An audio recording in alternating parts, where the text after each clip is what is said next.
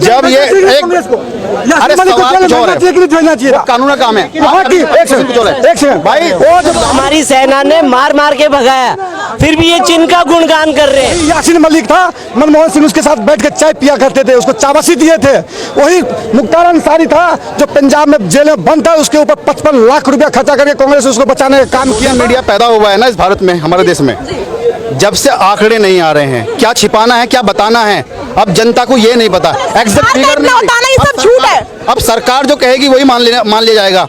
जैसे चाइना के ऊपर झूठ बोल रही है सरकार, सुबह से रात तक मीडिया हिंदू मुसलमान कर रहा है, वैसे कुछ नहीं है। मैं भी चाहता हूँ जब से मोदी जी आए गाय ज्यादा दूध देने लगी है, भैंस ज्यादा दूध देने लगी है। एनडीए की वापसी होनी चाहिए, होएगी, और क्या हम क्या रोक सकते हैं, ये जनता के हाथ में है। वो करेंगे। आप चाहते हैं कि नहीं चाहते हैं? मैं भी चाहता हूँ जब से मोदी जी आए गाय ज्यादा दूध देने लगी है, भैंस ज्यादा दूध देने लगी है। सुनो, खेतों में ज्यादा अनाज होने लग गया है। ये तो जो सत्ता के भूखे लोग हैं ना, ये झूठ बोलते हैं और सब लोग खुश हैं। किसी गली में जाओ, किसी के घर में खड़ी करने की जगह नहीं है, कार गली में खड़ी करते हैं। एक आदमी का 4 कार है, 5 मोटरसाइकिल है, 2 पति पत्नी है, 5 मोटरसाइकिल है, 4 कारें हैं। गरीबी है, भ्रष्टाचार है। कहाँ है भ्रष्टाचार?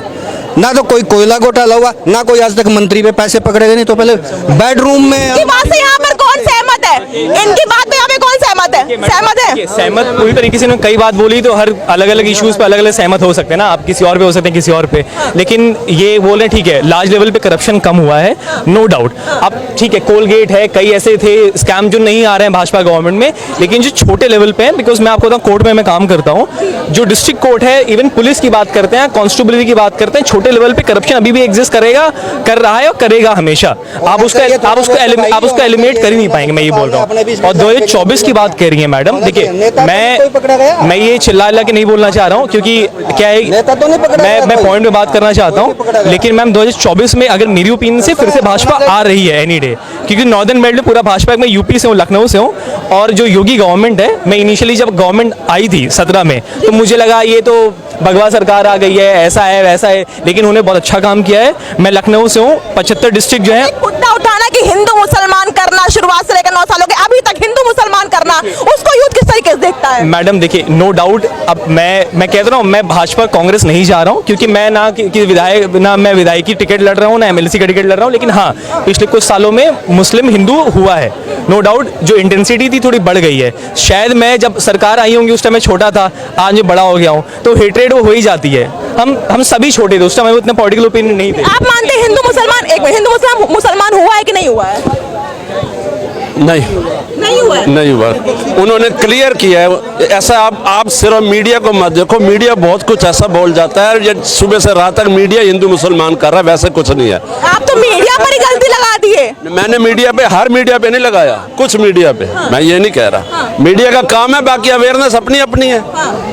हमारे पास 4 मुसलमान काम करते हैं, कोई दिक्कत वाली बात ही नहीं है, अपना काम करते हैं, एंजॉय करते हैं, कोई दिक्कत पे भी लड़ाई होना, अभी जो हिंसा हुई थी उन्होंने कहता ना कि आरएसएस बीजेपी का हाथ होना। 14 से 23 तक राइट्स कम हुए हैं ना। पहले आप सोचते थे सोने इधर बम फट गया, इधर बम फट गया, इधर बम फट गया, इधर झगड़ा हो गया, कभी हुआ आपने देखा? ये 1-2 जगह हुआ, चलो वो एक उसकी भी कोई वो थी, ऐसा तो है नहीं कि हुआ ही नहीं, झगड़ा तो हुआ ही नहीं कोई इतना मेजर, तो राइट्स नहीं हुए ना कोई।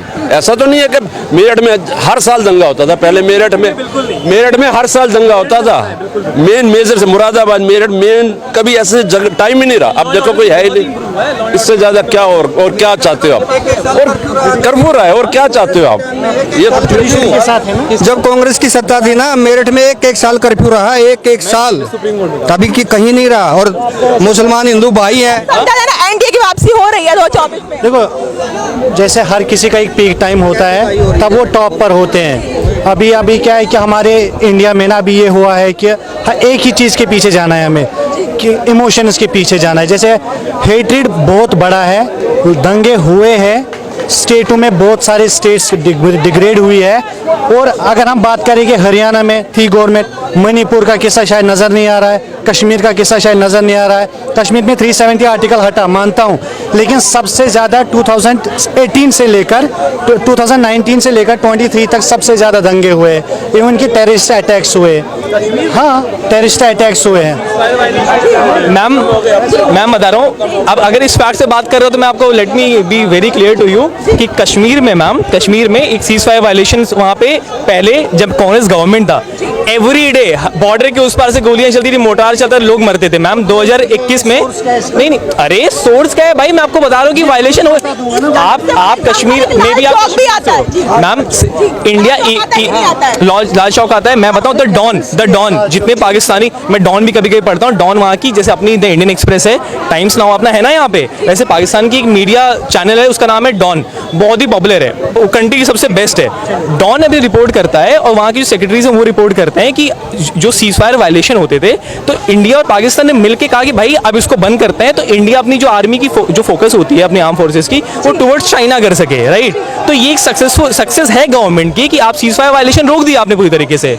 हाँ,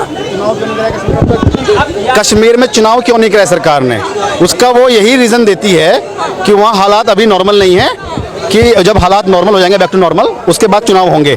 तो क्यों टाले जा रहे हैं चुनाव, आप जवाब दीजिए।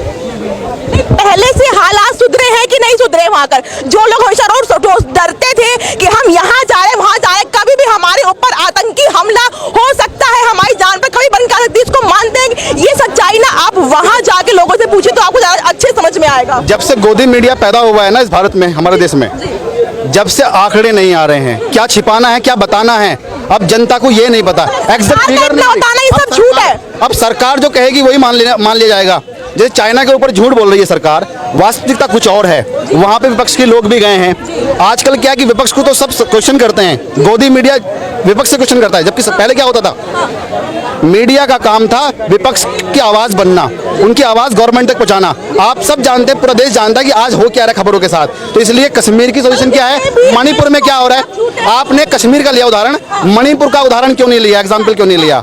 और भी राज्य हैं जो बीजेपी शासित राज्य हैं, वहाँ का एग्जाम्पल क्यों नहीं लिया? मणिपुर की बात कर रही हूँ सर। हाँ, तो मणिपुर के बारे में जब पार्लियामेंट में नो कॉन्फिडेंस मोशन आया, मणिपुर पे बोलने के लिए विवश किया विपक्ष ने, उन्होंने 2 घंटे के आसपास केवल कांग्रेस पे तंज कसना, उपहास उड़ाने पे खर्च किया उन्होंने 2 घंटे का टाइम।